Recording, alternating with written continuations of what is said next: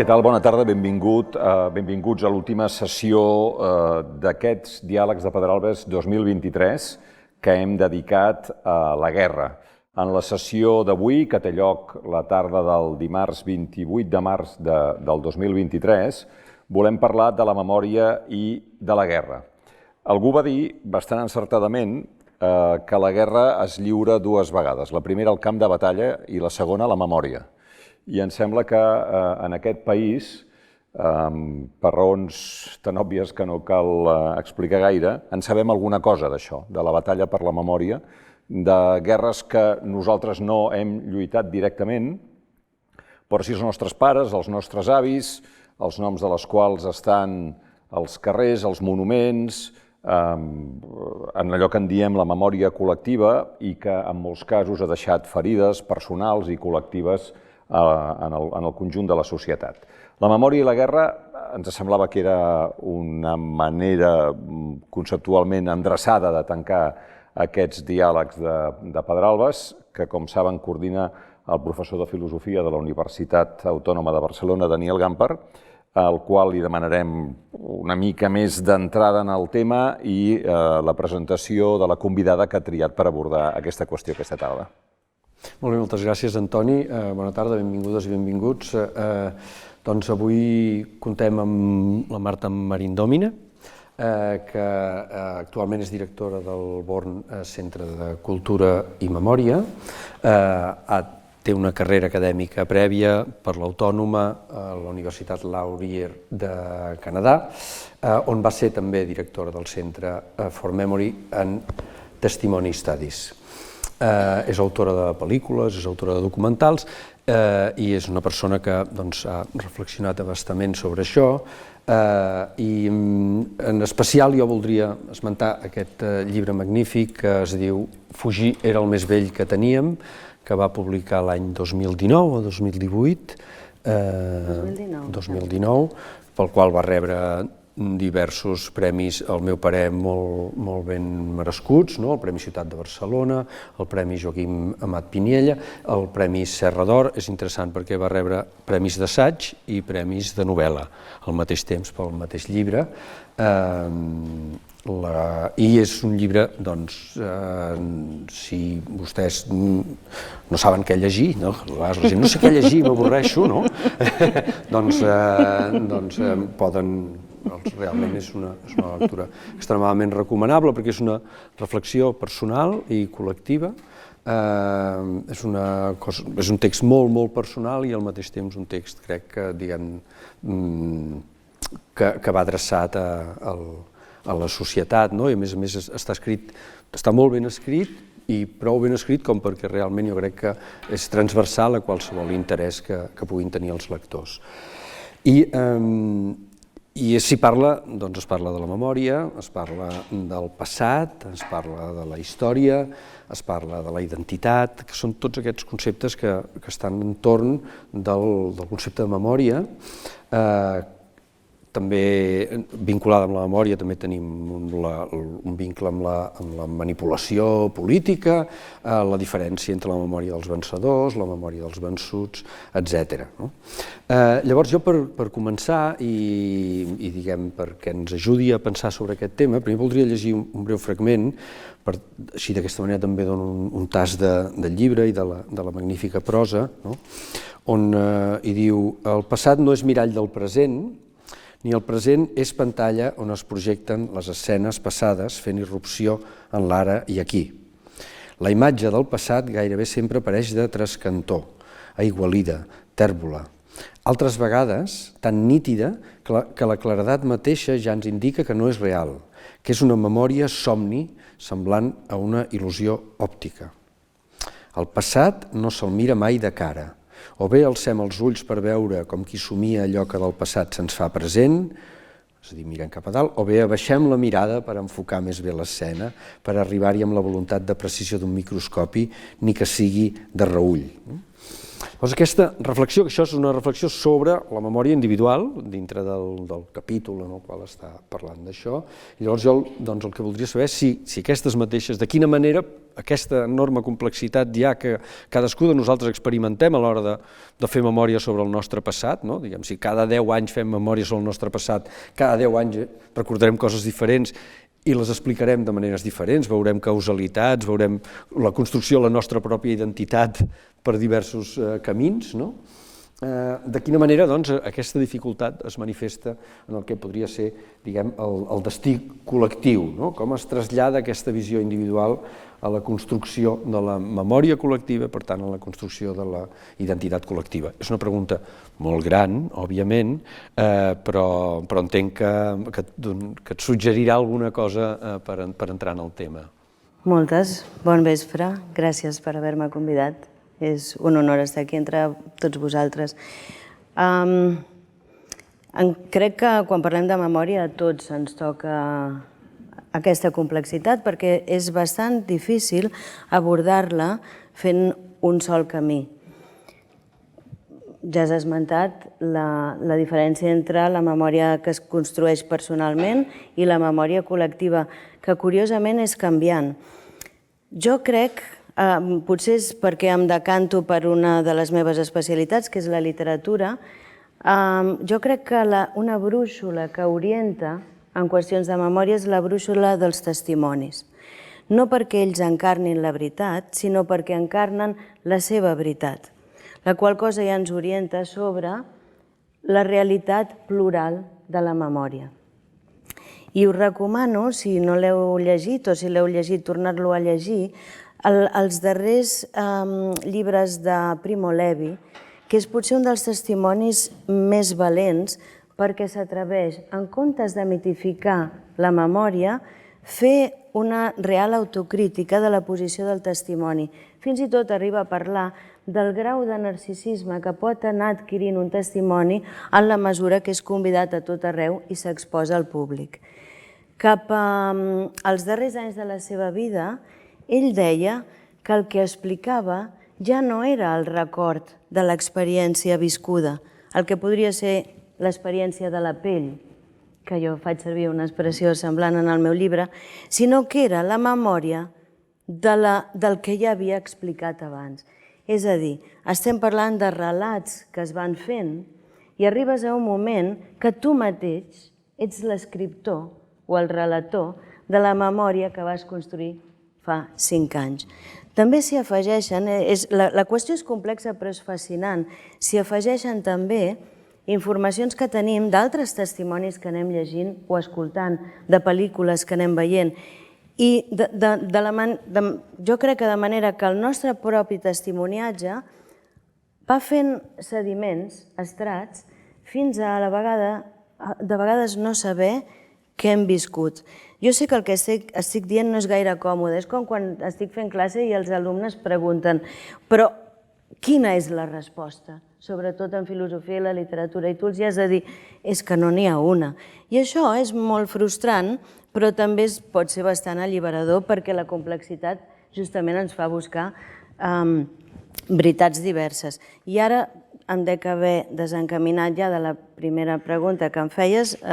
Senyor Antoni Bassas, ja li he dit que em fes anar per un camí, perquè potser em desvio, però la pregunta central potser era com la memòria va canviant amb el temps, i com s'encara, segons com la memòria. Jo he passat de tenir, si em pregunteu personalment, una memòria bastant mitificada, que ve de la memòria construïda en l'àmbit familiar. Jo vinc d'una família, la que he escrit més és la del meu pare, que era una família anarquista que es va exiliar, i és una memòria que, sense pretendre ser heroica, jo la vaig viure així.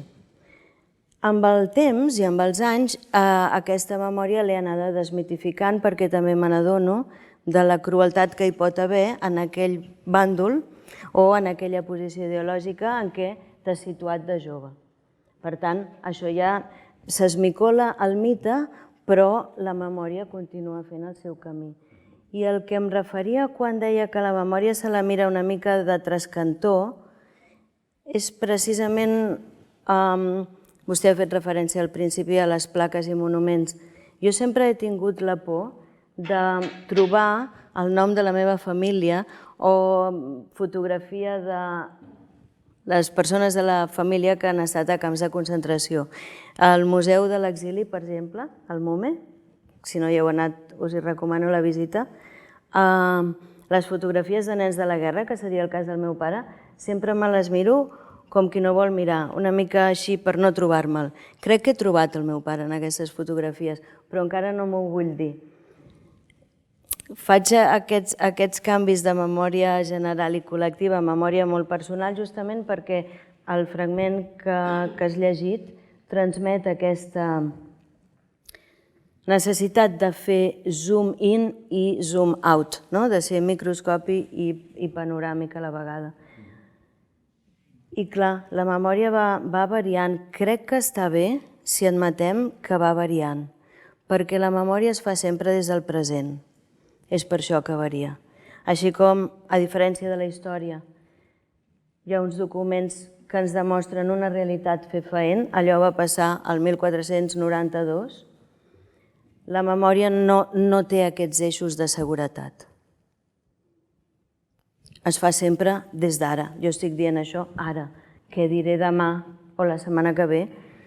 Potser es produirà alguna modificació. Jo no sé si és molt d'hora per començar a portar la contrària o això havíem de començar d'aquí mitja hora, però la meva mare, que era una nena de la Guerra Civil, va estar a punt de morir 2 vegades, la primera assassinada per anarquistes, la segona per bombes de l'aviació italiana feixista sobre Barcelona, i tota la vida ens ho va explicar exactament amb les mateixes paraules. No va modificar gens el seu relat. No, però jo no sé si... Això és un relat, tal com es presenta, curt, d'una sensació. No arriba a ser relat. Són uns fets que va viure. Clar, que va viure i que amb ella la van traumatitzar, evidentment, i així ho va relatar fins al final. Des del punt de vista de l'anàlisi de la memòria, potser hi haurien hagut modificacions. Modificacions de percepció. Però no alteraven el fet fonamental. La por que va passar, a mans de qui hauria pogut morir. Evidentment. I això em donava una idea molt precisa del que pot arribar a ser una guerra. De fins i tot com et diria, la contradicció que suposa poder morir en els dos bàndols, no? Sí. Jo potser quan m'he referit a veure, el cas de Primo Levi és una persona que va escriure molts llibres, no és només una sensació, sinó una reflexió que potser això seria una diferència i és com ell s'explica l'experiència i també quin resultat pot tenir en cada present. Amb ell hi ha un moment, als anys 70, 68-70, els moments de la Guerra del Vietnam, que els nens d'institut li diuen per què ens continua explicant la història de l'Holocaust si hi ha una guerra ara diferent.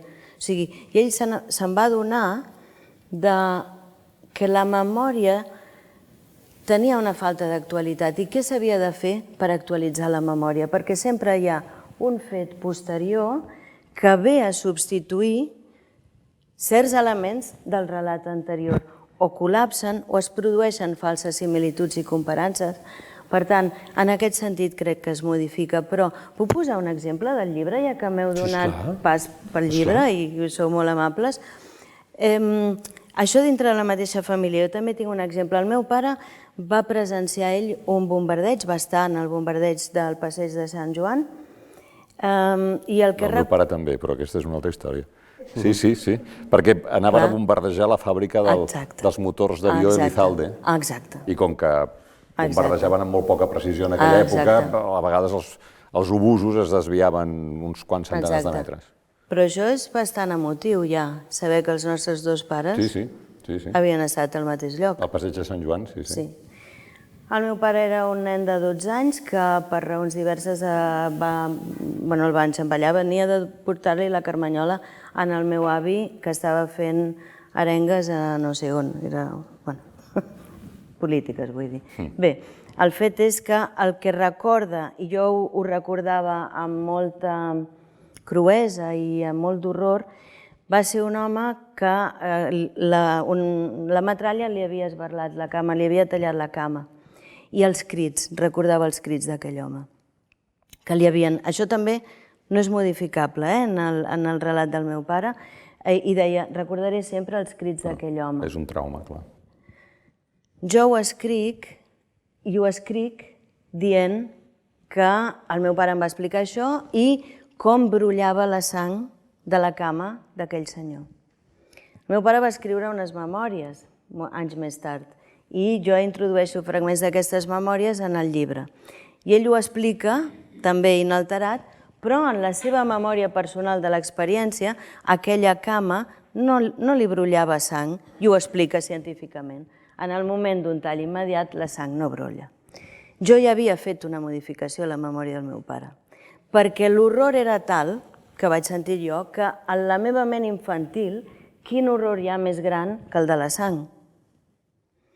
En aquest sentit em referia jo que quan fem de transmissions de memòria, i això volia obrir aquesta sessió no només agraint-vos haver-me convidat, sinó demanant també que m'hàgiu deixat parlar sense haver experimentat la guerra. Perquè quan parlem de guerra aquí estem parlant de les memòries que ens han estat transmeses.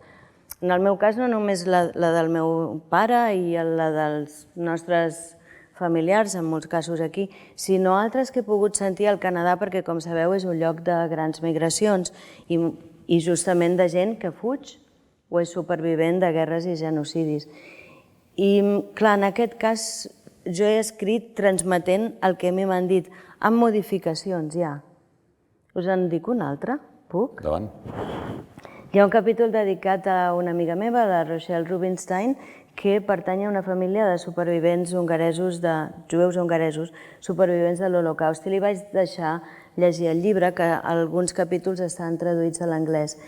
Jo, per explicar el seu horror, que és una família que va perdre, eren una família de molts germans, i va morir tota la família, jo ho expresso en aquesta frase, en deu venir de petita, no? Ja la sang, va morir tota la família.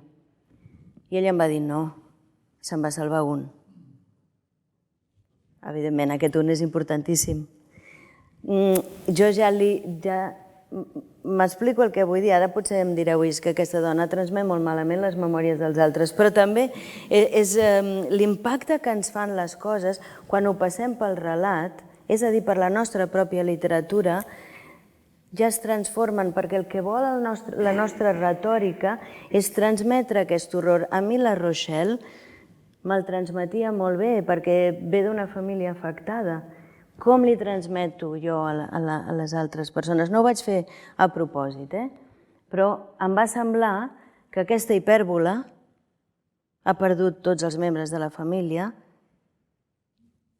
era perquè de vegades ens és molt difícil entendre el que és un genocidi, perdre tota la família.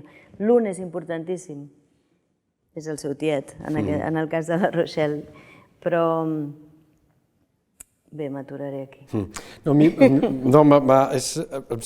Hi ha una cosa que dius en el llibre també, no és que estem parlant del llibre, però vull dir, trobo que és un llibre prou bo com perquè l'agafem com a base, que té a veure amb això també, no? Perquè tant aquests dos relats que són, jo crec que més que la memòria d'aquella persona és allò que aquella persona vol transmetre en concret al seu fill i a la seva filla, no? És com dir aquell record en concret, el fet de...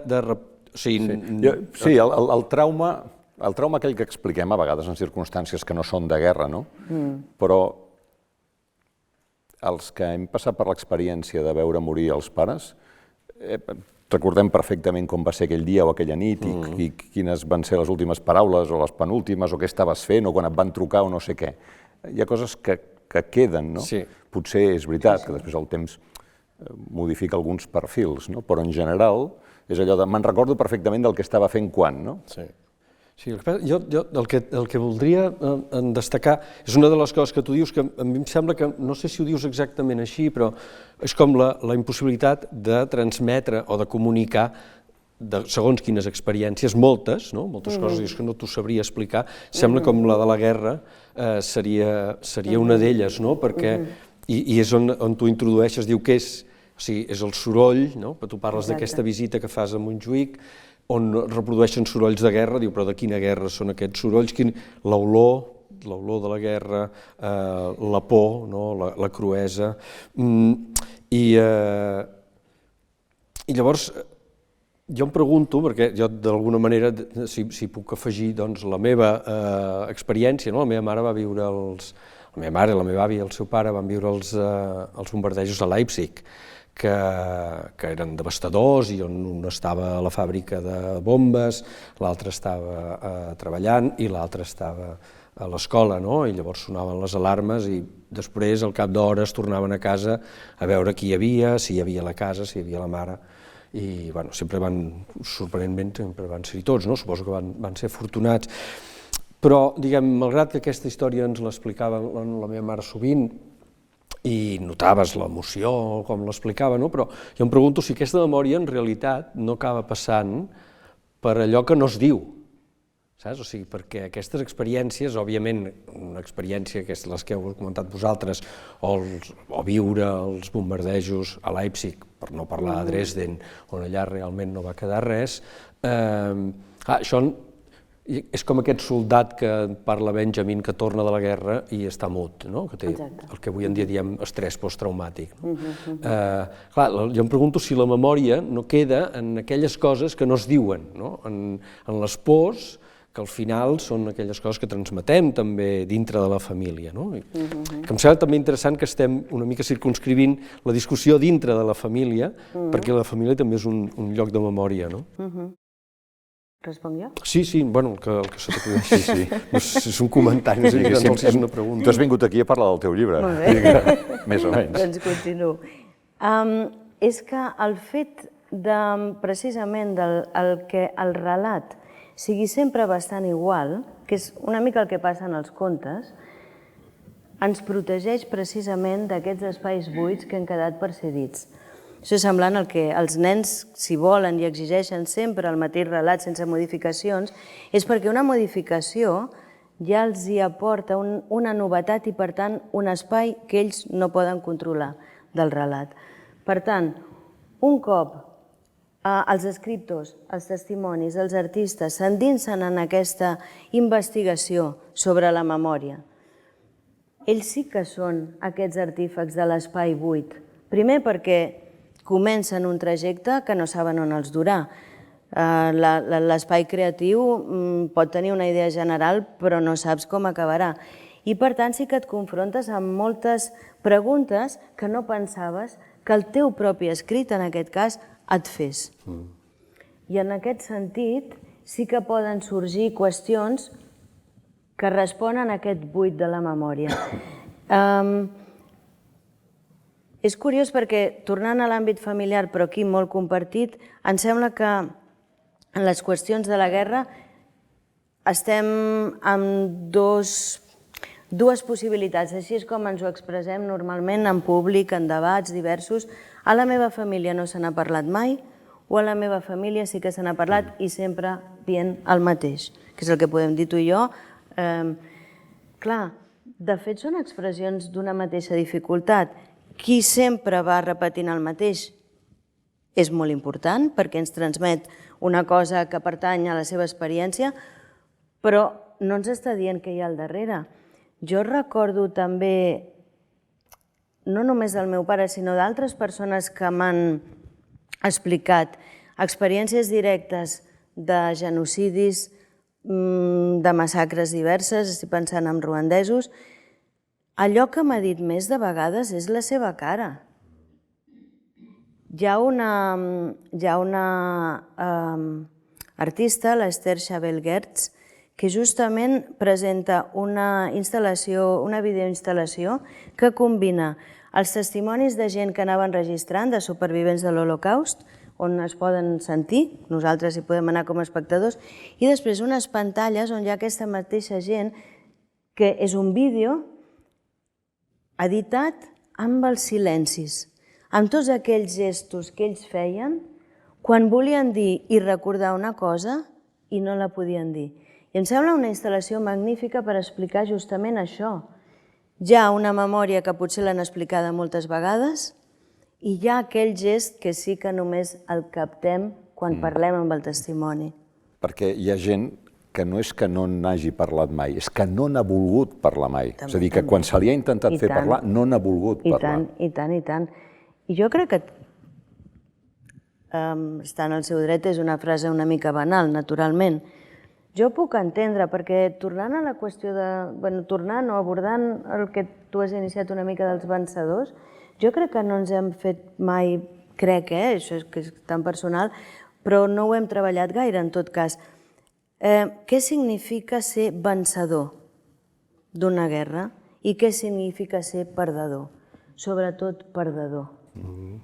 Hi ha inclosa una gran vergonya, un sentiment profund de vergonya, d'haver passat allò, i com aquesta vergonya, jo ho entenc, ho has de passar als altres. Com la passes? Sobretot si són persones estimades. Com passes aquesta vergonya sense... És que no hi ha res més a dir. Com transmets aquesta vergonya si davant dels teus fills i les teves filles tu el que ets quan ells són petits ets Superman i Superwoman? I així ha de ser. Perquè traspassar la vergonya al fill o a la filla és també transmetre-li una gran fragilitat, que potser un ser petit no necessita.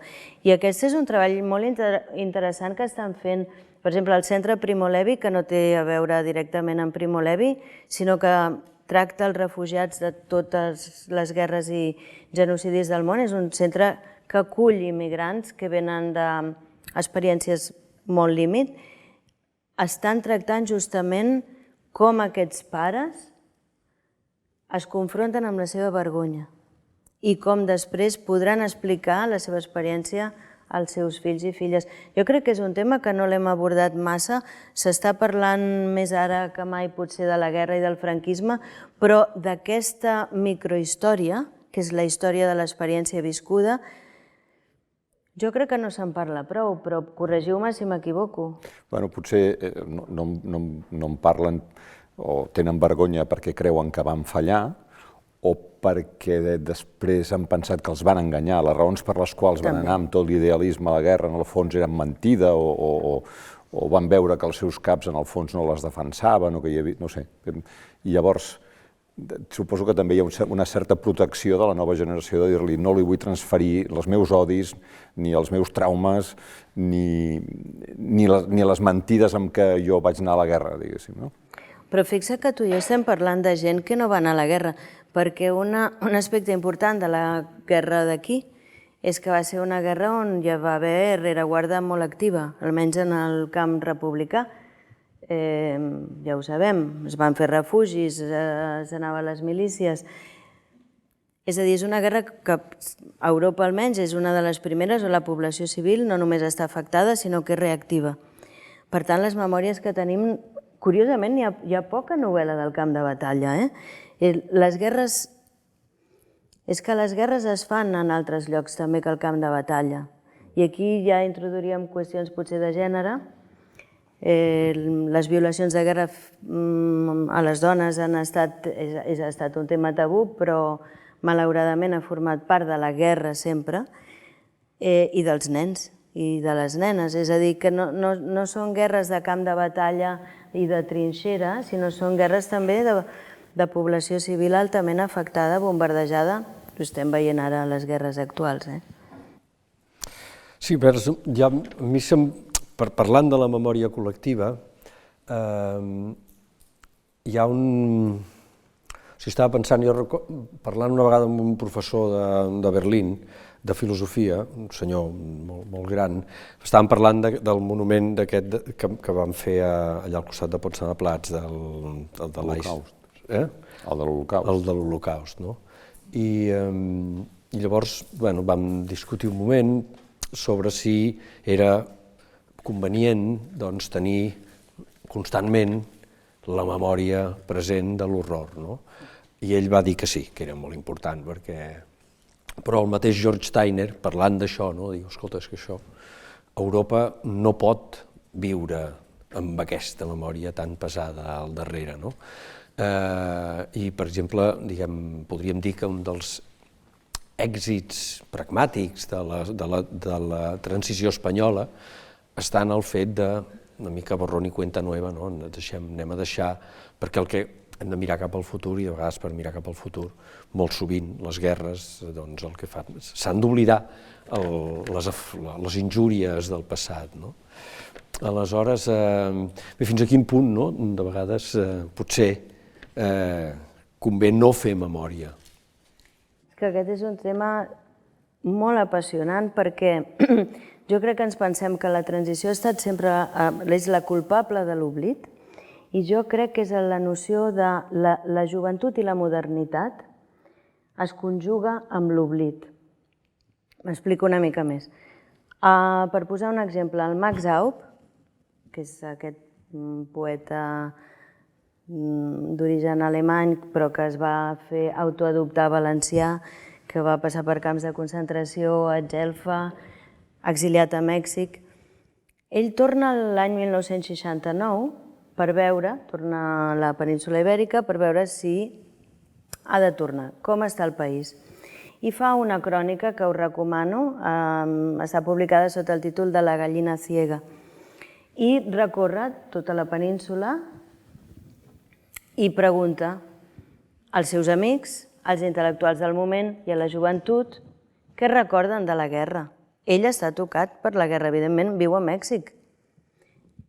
I li diuen que se n'oblidi, que aquí ja no es parla de la guerra, que està en un país modern, l'any 69, a Espanya hi ha el 600, per entendre'ns, tot el que significa, ha estat reconegut per les Nacions Unides, el país, la dictadura, abans, però ara ja estem en el moment d'Espanya és diferent i la memòria fa nosa. I aquí torna una mica la noció de perdedors, perquè ell sobretot entrevista a gent que hauria pertangut a la secció republicana, anem a dir. Fa nosa, nosaltres no som hereus, li venen a dir, d'aquesta barbàrie. La barbàrie no és moderna. Després hi ha filòsofs que ho han posat en dubte i han posat la barbàrie al cor de la modernitat, precisament. Però això passa el mateix a Alemanya, d'alguna manera. Hi haurà després un canvi generacional, és que de vegades quan parlem de memòria no tenim en compte els canvis generacionals, que es pregunten què han fet els avis, què han fet els pares en la barbàrie. Però hi ha un moment de parèntesi on tots, en la construcció d'un nou país, la memòria, els espectres, els fantasmes fan nosa. És una mica Hamlet, això. Qui vol recordar el fantasma del pare? I hi ha un altre moment en què els fills s'agiren, que coincideix amb els anys de plom a Europa, tant a Alemanya com a Itàlia, i que diuen als pares i als avis en quin bàndol estàveu i què veu fer. Això era un acudit que s'explicava d'una neta del Franco, que li va dir, abuelito, tu en la guerra en què lado estaves? Però era un acudit. Sí, sí. Però és probable que fos això, no? Bé, sí. Però, sí. No, si em permets una petita excursió, però és que ve molt a tom de... La veritat és que no ens hem preparat, això és una jam session, no només no ens hem preparat res, sinó que no ens coneixíem personalment. No, és difícil no conèixer-te tu, No, però vull dir que personalment, home, jo també sé qui ets, però vull dir que no ens havíem conegut. Però ahir estava llegint una entrevista sensacional que li va fer Salvador Pàniker a Manuel Fraga quan era ministre de la Governació l'any 69. I està dient coses que estàs dient tu ara, que em fan pensar que també la memòria, si no només allò que es diu, la història l'escriuen els vencedors, la memòria també. És a dir, per què Max Aub, quan ve aquí, es troba que la gent li diu no parlis de la guerra? Es troba un país que ha crescut econòmicament, que ja té turisme, que té els 600, tot això. Exacte. Que és el que li diu Fraga Pàniker, li diu, miri, escolti, no vulgui discutir ara de democràcia i de llibertat. Aquest país ja té 30 anys d'institucions, 30 anys d'institucions després de la guerra. Vull dir, no estem a l'endemà de la guerra. Vull dir, ja hi ha hagut... El país està institucionalitzat i la gent fa la seva vida. Aleshores, una mica, què m'explica, no? I li diu una cosa tremenda, no? Li diu, el judici definitiu és el judici final. Però, mentrestant, tenim el judici provisional de la història. I en aquest judici provisional de la història nosaltres hem guanyat. I diu, i això també li diu per la Revolució Russa? Li pregunta Pàniker. La de l'any 17 diu sí. La meva afirmació no té excepcions històriques. També val per russos. Té raó. Tenia raó. Clar. Clar, exacte. No, vull dir que els guanyadors també tenen una gran capacitat de modelar la memòria. Evident.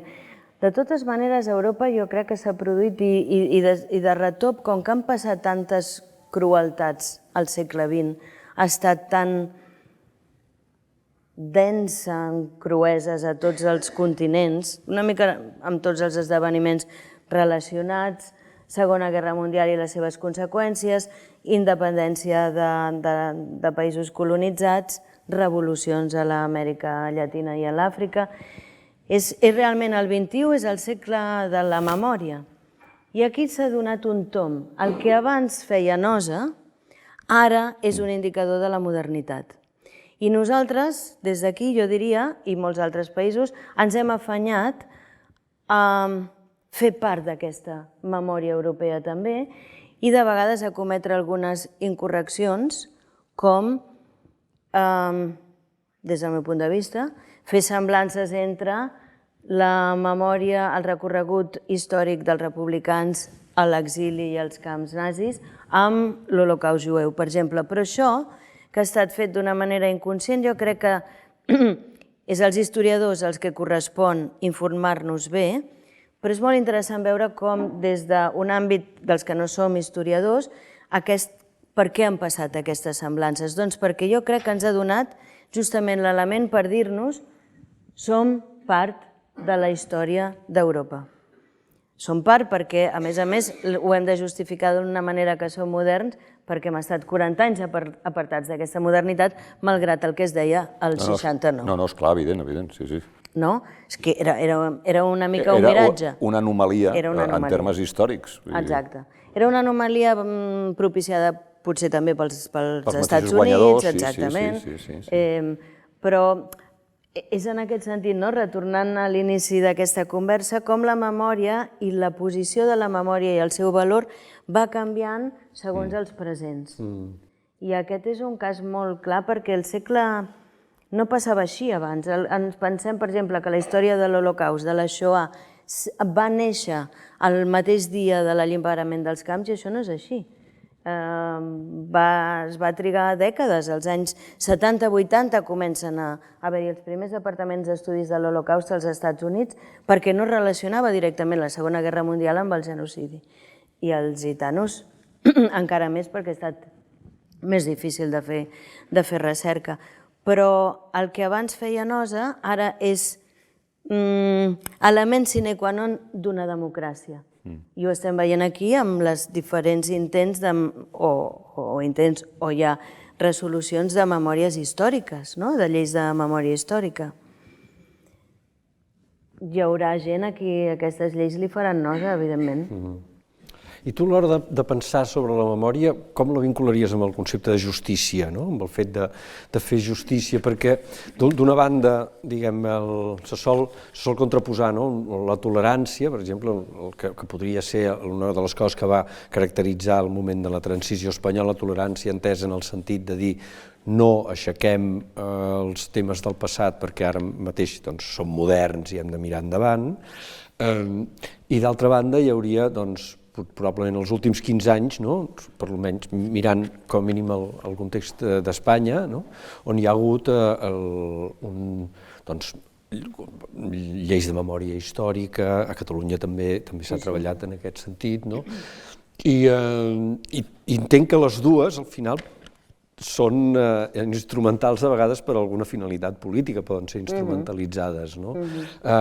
Aleshores, la dificultat de fer una memòria, o sigui, hi ha la memòria dintre de les cases, que a dintre de la casa mai, la casa no és mai, diguem, no està mai segellada perfectament respecte a l'exterior, sempre entren coses de fora, però, diguem, allò és un lloc d'interacció lliure, i d'altra banda veiem, quan les institucions, o els parlaments, o els polítics, d'alguna manera intenten fer justícia a través de la memòria, I en el cas d'Espanya seria, com que els perdedors puguin recuperar els seus cadàvers, etc.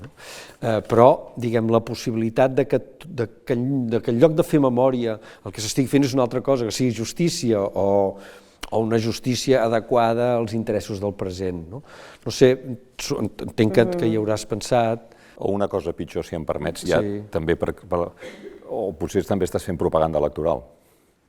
Sí, esclar, diguem, era d'alguna manera el que volia dir, sí, exactament. Els juristes que tracten de drets humans i termes de la memòria li posen un qualificatiu en aquesta justícia que és reparadora, perquè de justícia no se'n fa mai. No hi pot haver justícia davant de cap crueltat ni individual ni col·lectiva.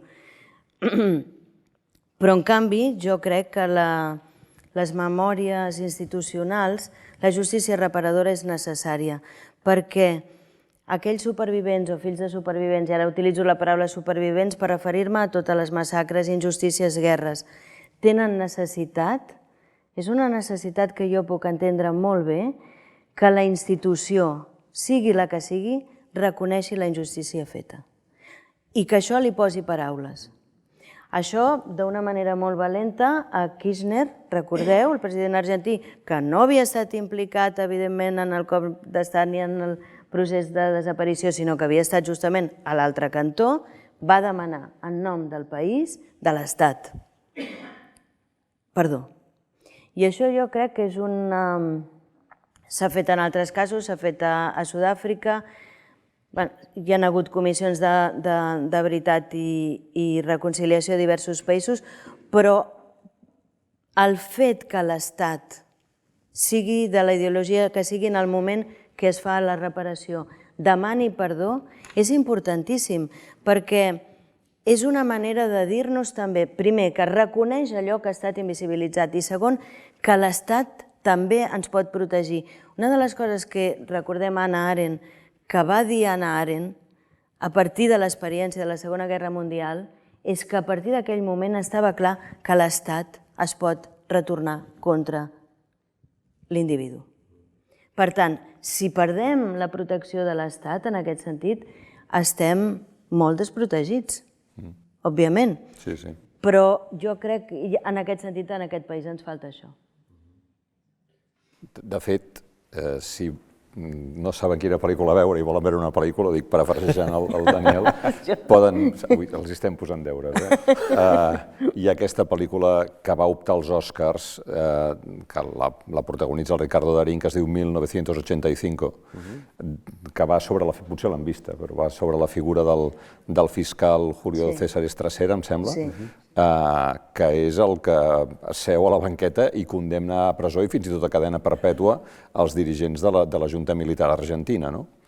I un la veu des d'aquí i diu quina enveja. Per això, perquè entens que allò és reparador. Entens que allò és reparador. Sí, és que en aquests moments que posem tantes... Jo tinc una mica la tendència a mirar les coses una mica artísticament, és una feblesa que tinc, però és que ara imagino que en comptes de tanta placa i tant nom, de vegades una placa immensa que posés perdó.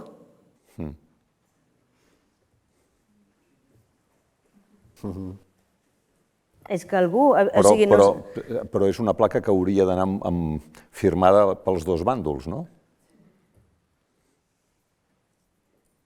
És a dir, l'Estat... Perdó.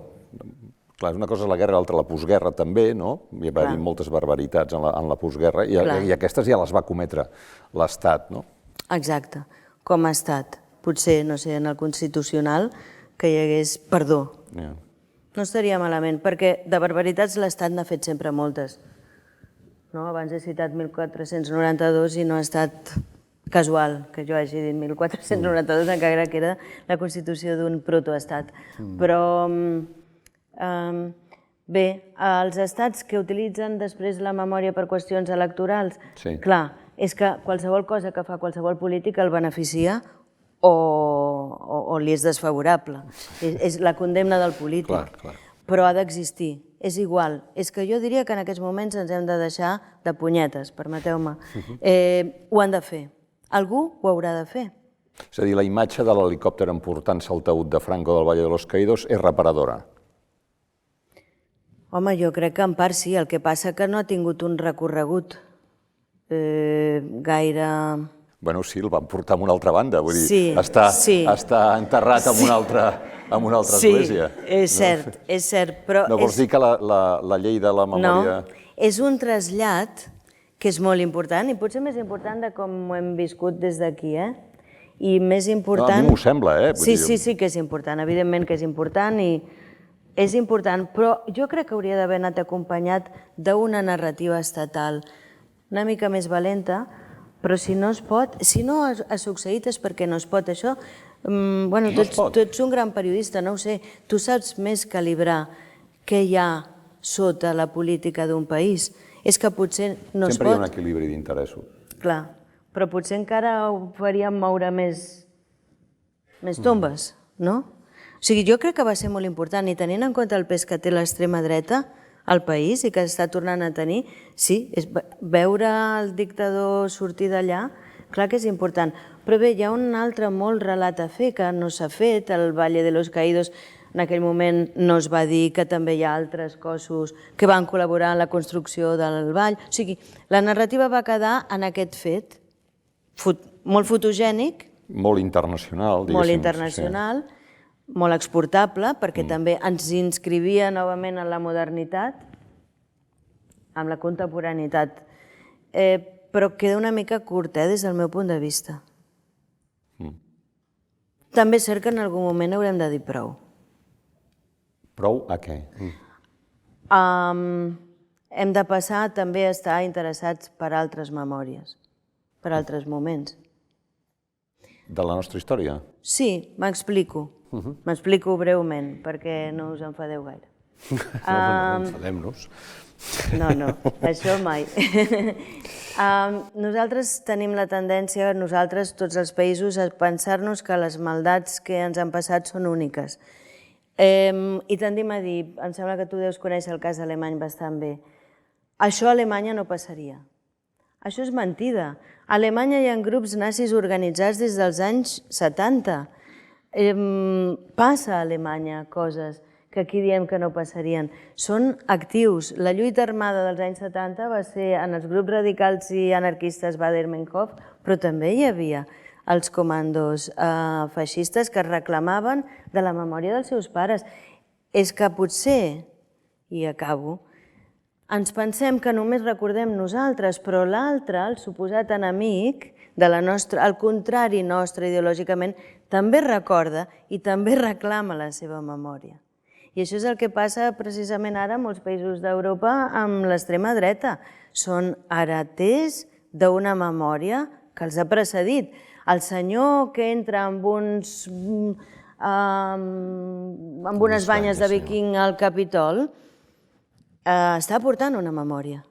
Porta la memòria inscrita. Està reclamant, a través d'aquesta simbologia, un passat supremacista que s'ha muntat ell, però que és hereu dels vikings, pretesament pobladors de l'Amèrica del Nord i portadors de la primera llavor civilitzadora. Per tant, l'altre també recorda. Estar alerta a altres memòries vol dir que deixarem de dir que això només ens passa a nosaltres, perquè clar que cada memòria crec té una particularitat, però l'oblit, forçar l'oblit, recordar d'una manera que no volem que recordi, jo crec que ens passa a tots els països i comunitats, no? Sí, potser el que passa és que el Hitler i els camps de concentració i l'Holocaust és un mal tan absolut, que semblaria que això, de fet està en el Codi Penal alemany i per tant hi ha coses que sí que no es poden fer i que aquí sí que es poden fer, no? Vull dir que hi ha alguns extrems, no? Hi ha més intolerància també, hi ha més investigació a aquests grups, o diguem, hi ha més supervisió dels feixistes, diguem, a Alemanya, diguem, hi ha cossos especials dedicats a la persecució. Molt més refinats i es viu en la memòria. Berlín és el model que jo també de vegades em penso, caram, quin pes, perquè de vegades, fins i tot per fer petit màrqueting en el cafè del costat, s'utilitza alguna frase de Walter Benjamin. Penso, ospa, fer el cafè en llet o un Frankfurt aquí cada dia mirant el Walter Benjamin, Déu-n'hi-do. Efectivament, sí, sí. Per això dic que també hi ha un gaudi de l'accés. Potser que jo no parlo d'oblidar, però repensar una certa invasió que ens estem autofent de la memòria. I pel que fa, jo voldria, hi ha una cosa que m'interessa molt, que has dit que posaves exemples artístics, que té a veure amb, també has parlat dels testimonis, els testimonis com a mínim pel que fa a la Guerra Civil o l'Holocaust, doncs en queden pocs i d'aquí poc no n'hi haurà. I després no has posat molt d'èmfasi en el document històric, no? En canvi, diguem, pensant en el teu llibre o en els llibres de la Svetlana Alexievich o en Claude Lanzmann, no? O sigui, per què la memòria, no? En lloc de... Per què has escrit aquest llibre i no has fet, doncs, una narració, diguem, freda, d'historiadora, no? O sigui, si no ets historiadora, doncs, òbviament no es pot fer, no? Però, vull dir, la memòria és document històric o cal d'alguna manera encarnar-la, no? D'alguna manera, has dit que el testimoni encarnava, no?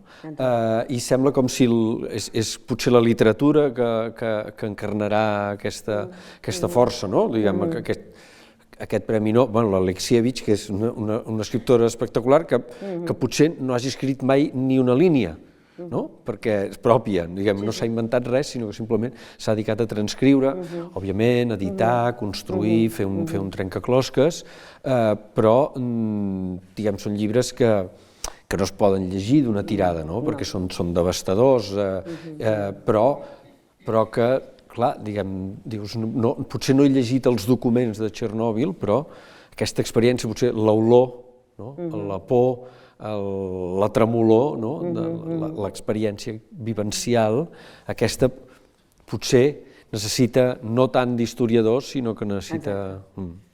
És que la memòria justament és...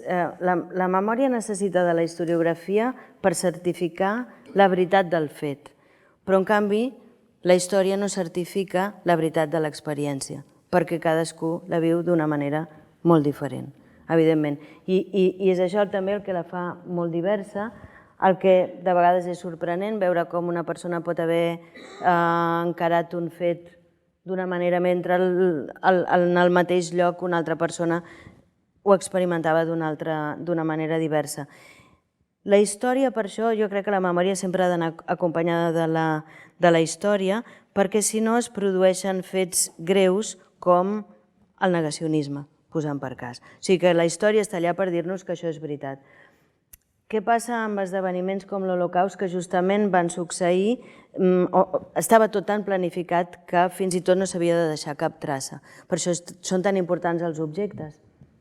Els cabells, que ja si heu anat a Auschwitz haureu vist que hi ha les vitrines, aquells cabells amuntegats que són tan impressionants per la quantitat, no donen només, jo crec, la idea de la immensitat del genocidi, sinó que estan allà com una prova científica, perquè tenen rastres de cicló B, per exemple, el gas que feien servir a les càmeres de gas. Per tant, el combinat de la història de la memòria és una companyia que de vegades els historiadors i els... És que els estudis de la memòria és un camp recent, s'han fet nosa, perquè els historiadors poden dir dels memorialistes que posen molt d'èmfasi a l'experiència. Però justament aquest és l'objectiu d'aquesta disciplina diversa que acompanya l'art i fins a la literatura i els testimonis directes. Té moltes cares, evidentment, però fixeu-vos que, tot i així, sempre hi ha el risc en la memòria de que es coli la falsedat, i aquí en tenim un cas que crec que no se li va treure prou suc, que és el de l'Enric Marco. Recordareu que va arribar a ser president de l'Amical de Mauthausen, i no havia passat mai per un camp nazi, va estar en un camp de treball, però... Però després de la guerra. Sí, però és que dic que no li vam saber treure gaire suc perquè el cas espectacular d'aquest senyor, i perdoneu si me'n desvio, però per veure què és la memòria, aquest senyor encarnava els testimonis. El que explicava era cert. L'únic que no conjuminava era el pronom i el verb. Jo vaig ser aquí, no era veritat. Però si l'haguéssim escoltat com qui escolta un testimoni sense saber que era l'Enric Marco, no va dir mai cap mentida, allò que explicava era veritat. I trobo que és un cas fascinant d'encarnació com gairebé oracular, d'allò que tots serem quan ja no quedin testimonis d'un fet. És una mica Fahrenheit 450, que encarnen els llibres. Doncs la gent que està en els estudis de la memòria, jo crec que en el fons hi ha un desig de fer per viure a través d'encarnar la memòria de l'altre. Sí, és la justificació que ell feia servir. El cas em va tocar, diguéssim, i el vaig entrevistar al matí en el que es va descobrir tot el pastel i va dir, dius, sí, però clar, és que tots s'anaven morint i jo no volia que això es perdés. I jo reproduïa les coses que ells havien sentit que deien, com dient, no ho tinguin en compte, jo ho feia a fi de bé. Clar, passa que era fumadíssim. Clar, una cosa és que ell hagués estat actor, no? Aleshores ja entra dintre d'aquest codi, l'actor sí que pot fer això. Però clar, això de vegades és molt perillós, justament pels negacionistes que diuen, veieu com hi ha falsificacions que ens les creiem. Els grans constructors de memòria són els estats, doncs, a través de l'educació, a través de les plaques dels carrers, dels monuments... Jo diria que no. Jo diria que són la gent. Tots nosaltres. Els estats treuen, seleccionen el que poden i el que volen en determinats moments històrics i polítics.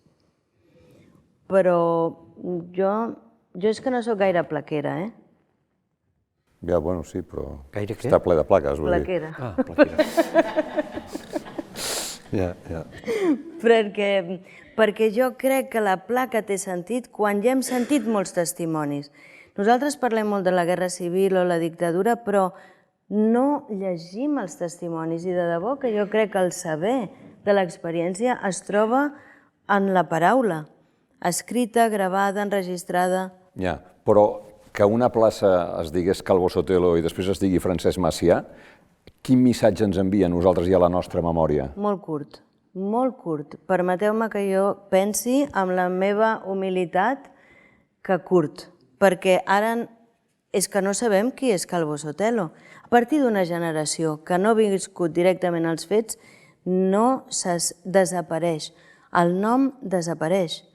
No diré el nom del poble, però jo he vist un poble on hi ha un poble d'esquerres, en aquests moments, posant per cas, que té un nom de carrer, el Daniel, un capellà feixista.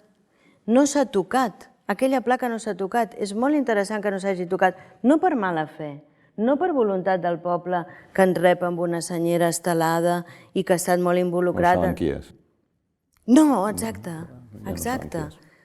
però és que no, és igual que convertim, l'Anna, jo converteixo el seu interès, evidentment, en fer visible la història i la memòria de les dones des de l'edat mitjana, però ara t'he involucrat, Anna. Però canviar el nom de tots els carrers, posant-los tots de dones, faria el seu efecte, la seva patxoca, ens indicaria durant un temps que, caram, no n'hi havien, però al cap de 5 anys no sabríem aquelles dones, però si diem Anna Maria Matute, i segur que molta gent no sap qui és, i tenen tota la llibertat de no saber qui és. Sí. En tot cas, ja no és la meva funció, però ara canviaré un segon de posició. Et puc fer una pregunta? Molt bé. I llavors jo diré allò de, si és fàcil... Podria, si us plau, argumentar per què no estàs d'acord amb mi, perquè noto que no acabes d'estar d'acord amb mi?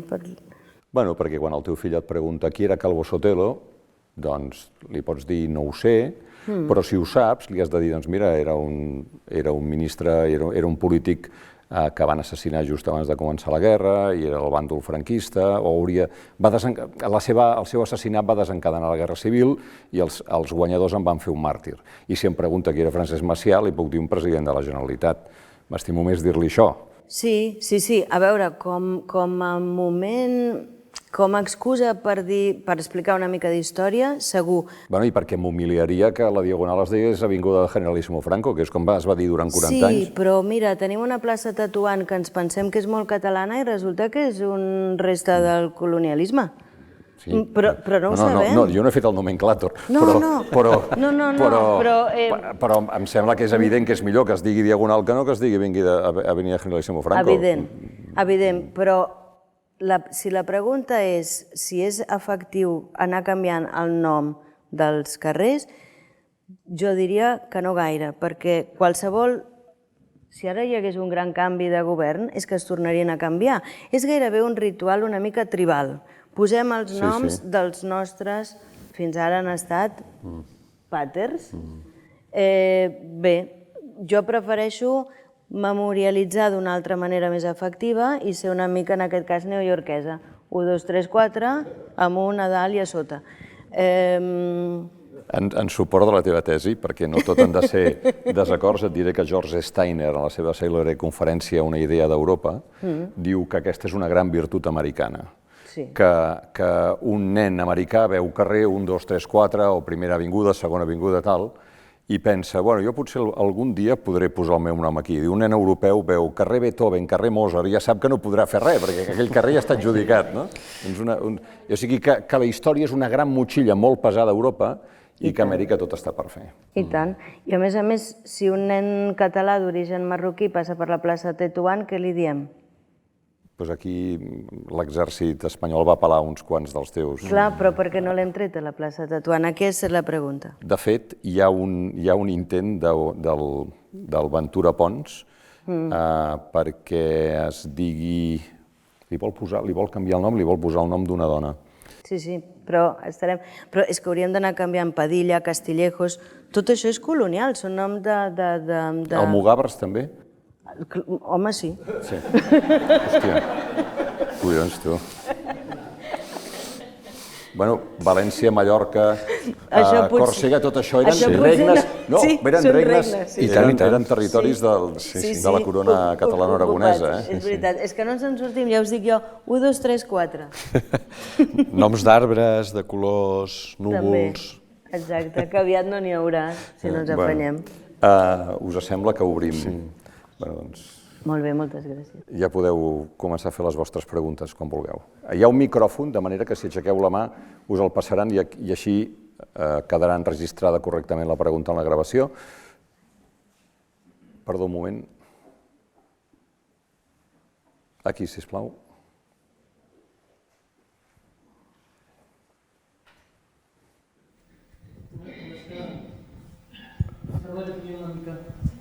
Sembla que tingui una mica de pressa, però és que si no se me'n van les coses del cap. En tinc moltes i no sé si sabré concretar-ne un parell. Primer, quan has començat la intervenció, perdona que et tutegi, et tinc tan vist que quasi ets de la... És molt millor, a determinades edats és molt millor que et tractin de tu que de vostè, o sigui que endavant, endavant. Doncs quan has fet la introducció has començat dient que hi havia... Les guerres es lliuraven al camp de batalla i a la memòria, en el sentit de fer-ho amb la memòria. Fins quan ho hem de fer, això? Nosaltres, en aquest moment, estem lluitant per guanyar la guerra de la memòria? Fins a on ho hem de portar? I després, perquè, per exemple, la guerra, m'ha vingut al cap la guerra d'Ucraïna. Estem ja lliurant la batalla de la memòria i encara s'està lliurant en el camp de batalla. Però a mi em dóna la sensació que és més important la lluita de la memòria que no del camp de batalla, perquè en el camp de batalla penso que és molt cruel per la gent que ho està patint, això que diré ara, però penso que ja ho han perdut tot. Aquesta gent, el patiment que estan passant, no sé si algú els hi podrà fer justícia. Però en el camp de la memòria encara ja s'està lliurant aquesta batalla. No, per favor. Però paro. No, aquí la convidada ets tu. El cas d'Ucraïna, clar, és el que diem història del present i, evidentment, malauradament no s'ha acabat. Però el que potser fa l'efecte que és una guerra que es lliura, que té interferències de memòria, és perquè és una guerra que tant en els mitjans com en els mateixos actors s'ha fet servir la memòria. S'està fent servir la memòria d'una guerra recent a Europa, que és la Segona Guerra Mundial, i la Guerra Freda, més que la Segona Guerra Mundial. Més que la Segona Guerra Mundial és la Guerra Freda, amb aquesta idea de Putin que els ucraïnesos són nazis i també dels Estats Units d'una manera velada, diria jo, encara considerant Rússia com un rastre de la Unió Soviètica. I crec que amb això sí que juguen bastant, i si nosaltres analitzem les nostres simpaties o antipaties, jo crec que algun element d'aquesta memòria europea hi entra en joc quan ens posicionem. Que consti que jo no... Crec que una de les coses terribles de les guerres és que ens obliguen a posicionar-se. Em sembla terrible. Per tant, jo en el Born ara aprofito per dir que tenim una pancarta des que es va iniciar l'ocupació a Ucraïna que diu no a la guerra, que no és gens anecdòtica, perquè la tindrem fins que estigui estripada. Però és la posició del no a la guerra, en realitat. Vull dir que estic fent aquestes observacions no pas posicionant-me, reconeixent, això sí, la gran injustícia d'una ocupació, però que em sembla a mi que tant els mitjans de comunicació com les polítiques han fet valer molt el nostre record de la Guerra Freda. I el fet, no? Hem estat lluitant, molts països han estat crítics de l'OTAN i ara resulta que no es troben gaires traves per enviar armament continuat. En fi, ja sé que me'n vaig del tema, però sí que és molt important. Vam tenir uns convidats al Born, filòsofs que es dediquen a la filosofia política, que van analitzar d'una manera molt detallada com s'està jugant en aquests moments amb la memòria recent d'Europa i la guerra actual a Ucraïna. I és malauradament interessant. I la primera pregunta, fins quan hem de lluitar una guerra? Bé, és això una mica com he acabat jo les meves paraules. És que això depèn una mica de la gent, quina necessitat té per fer-la per viure. Podria ser que la realitat ens colpegés, és a dir, per exemple, no tenim memòria de la Primera Guerra Mundial perquè la Segona ens la va arrabassar. O sigui, fins que una altra guerra no ens colpegi, no deixarem de lluitar per la memòria d'aquesta, aquesta que és la nostra, o la que van viure els nostres pares, no sé. Possible. Fins quan s'ha de continuar lluitant? Més preguntes?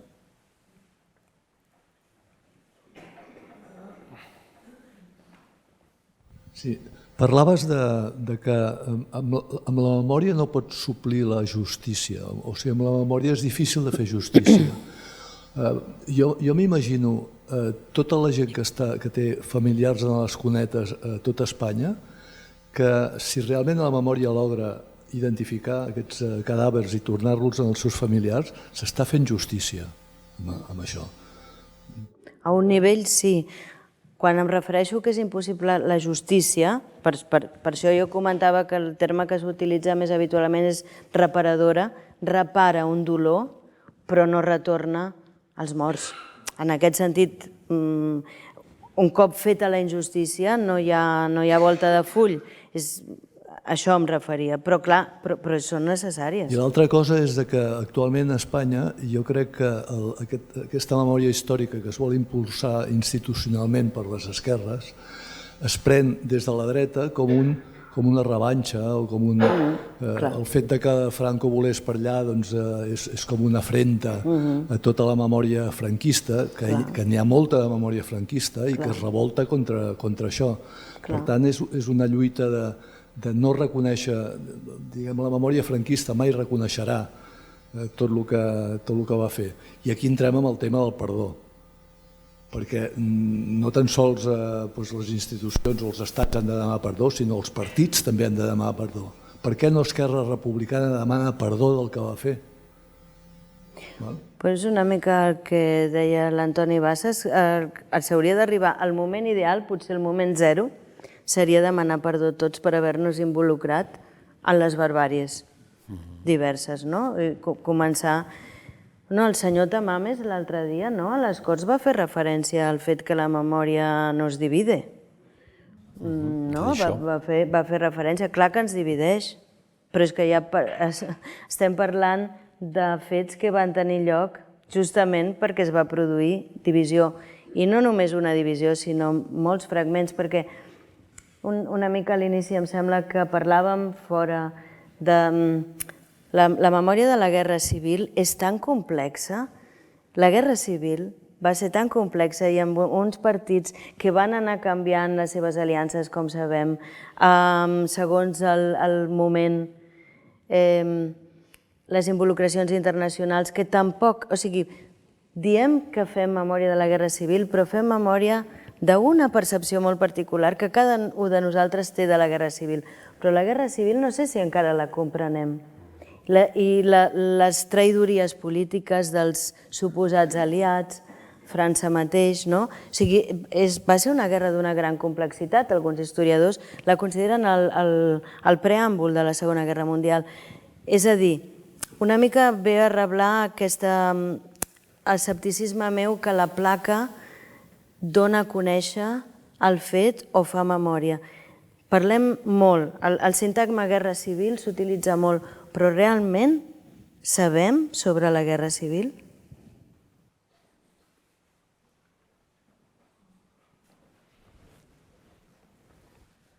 Allà darrere. I dic Guerra Civil i hi ha molts historiadors que no l'anomenen Guerra Civil, sinó revolució. Revolució social. O sigui que aquesta és una altra, perdoneu, I cruzada, no? I cruzada, exactament. Sí, clar. Sí. Doncs jo volia parlar d'això, de la comprensió, de l'explicació de les paraules, de la memòria.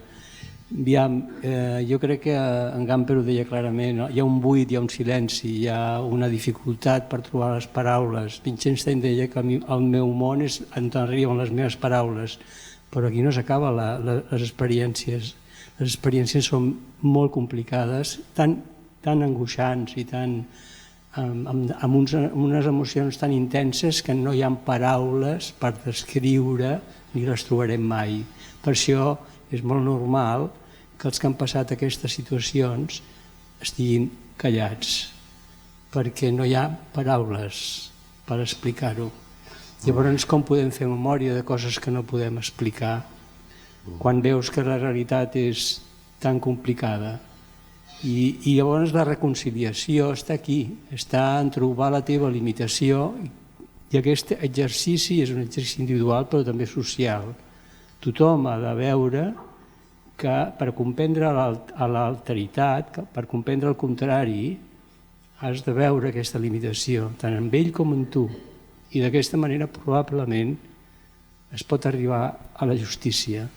Si confies en això, possiblement, si tens aquesta fe, possiblement arribaràs a viure, no a posseir, no mai a posseir, perquè tot és un do, la pau, la justícia, la reconciliació són dons, però sí que els podràs viure. No sé si vols afegir alguna cosa més. No, és un pensament molt positiu. Més preguntes? Aquí davant, sisplau.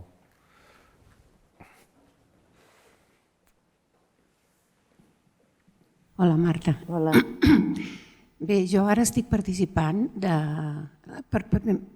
es fa per primera vegada en aquest projecte que s'està fent a Balears de les fosses que s'estan...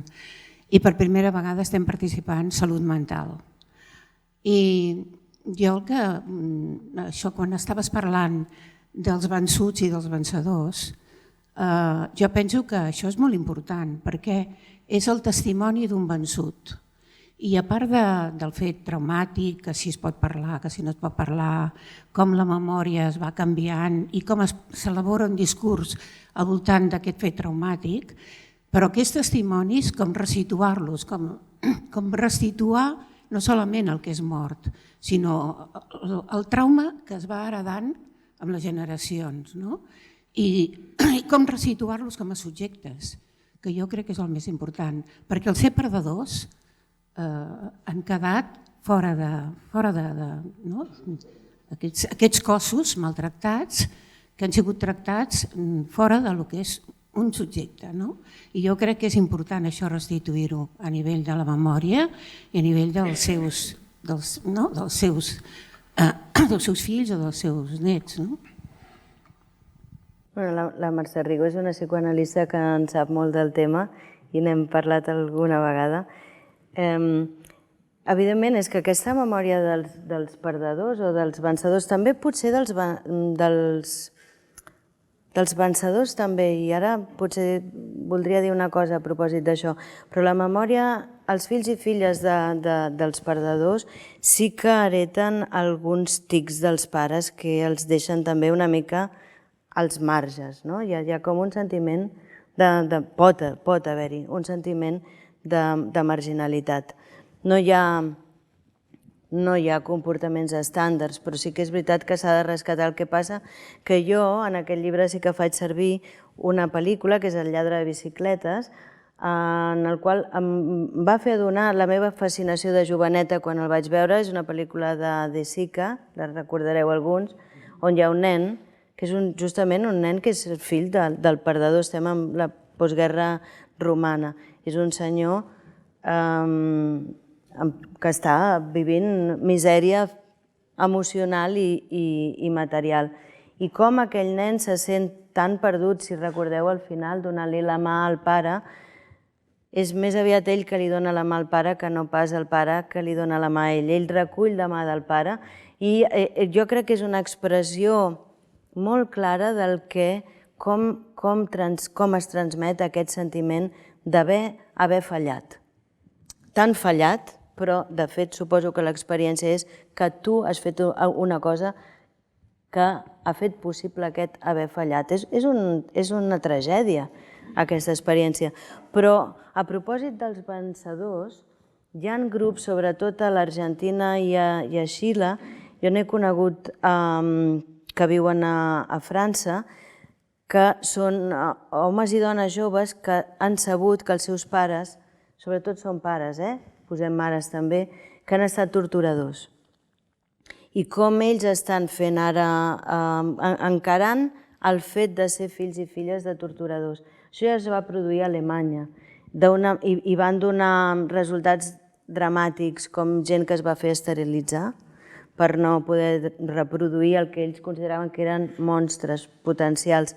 Però aquests fills i filles, en aquest cas argentins i xilens, estan fent coses com canviar-se el nom, renegant dels cognoms paterns o materns. No sé si s'han donat processos d'esterilització, però hi estan donant testimoni, estan fent xerrades a propòsit de com ells acusen els seus familiars, perquè això també és molt interessant. La memòria no sempre ha de ser acceptada, la podem rebutjar. No sempre hem d'estar d'acord amb la memòria heretada, no? Que aquesta és una llibertat que de vegades les memòries, les polítiques de memòria sembla que no ens deixin. Nosaltres podem fer, és que ara em sortia una cosa molt col·loquial, podem no acceptar la memòria dels nostres antecessors i dir no hi estic gens d'acord, jo no sóc filla o fill de. No?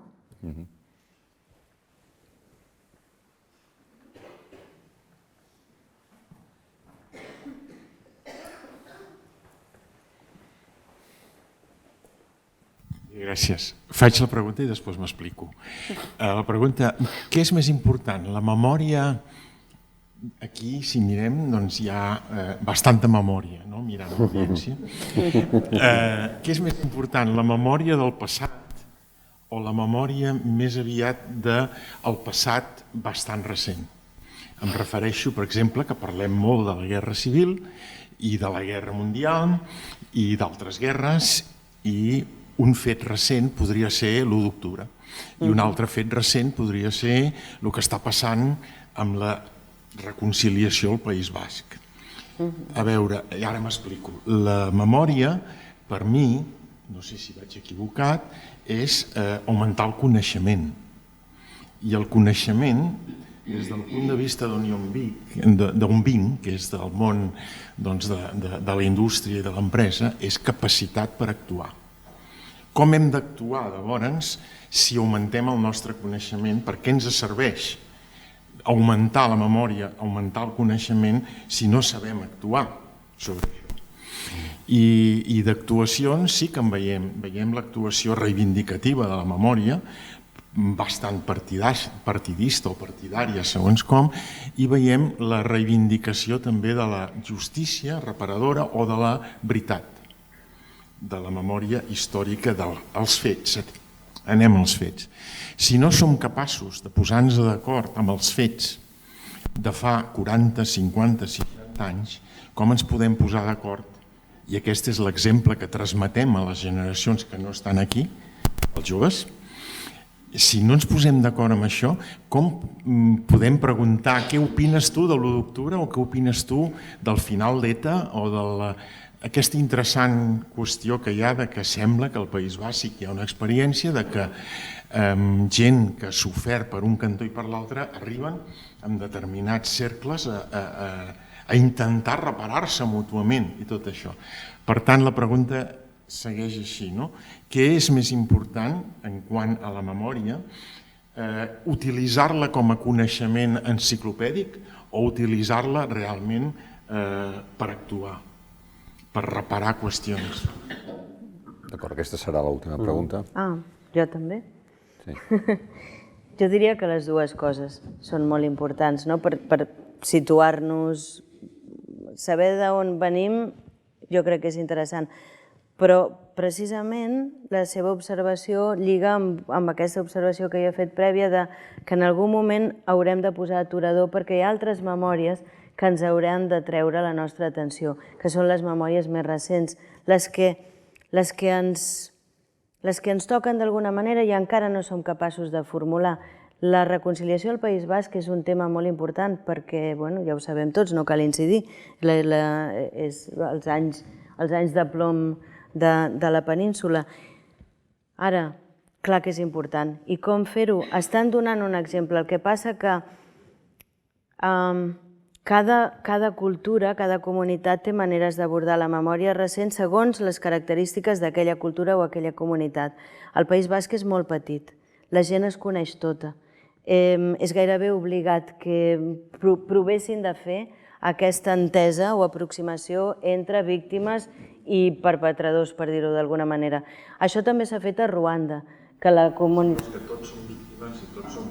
Si mirem des del punt de vista de dos bàndols...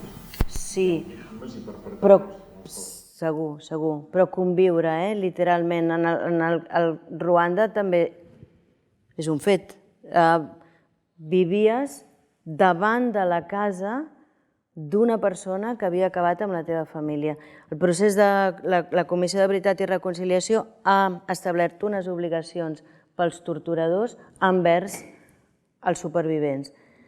Això pot ser exitós potser durant una generació. Jo no sé si la següent ho serà, perquè ara els nets i netes dels supervivents de Ruanda ja estan dient que no hi estan d'acord.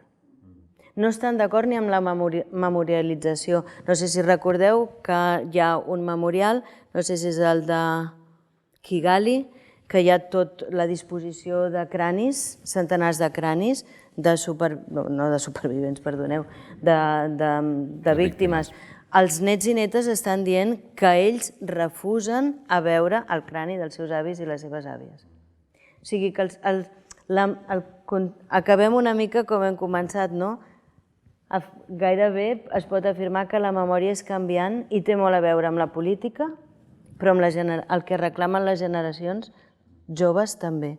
I encara que aquí no hi hagi molta gent jove, que n'hi ha, gairebé tots, jo diria que també d'alguna manera estan reclamant alguna cosa, però cal escoltar potser amb més precisió, no? Sempre. Doncs, no sé, Daniel, si vols afegir alguna cosa més. Em semblaria sobrer afegir alguna cosa després de la Marta, que ha parlat tan bé, o sigui que no... Doncs, aleshores, tancarem aquest diàleg agraint, naturalment, a l'Ajuntament de Barcelona i al Monestir de Pedralbes aquest partenariat amb el diari Ara que ens permet passar una sessió com la d'avui, que jo crec que quedarà a la nostra memòria, i que ha sigut un extraordinari punt i final a una sèrie de sessions que hem tingut al voltant de la guerra, de la justícia de la guerra, de la legalitat de la guerra, i que expliquen, per desgràcia, també el moment històric que estem vivint.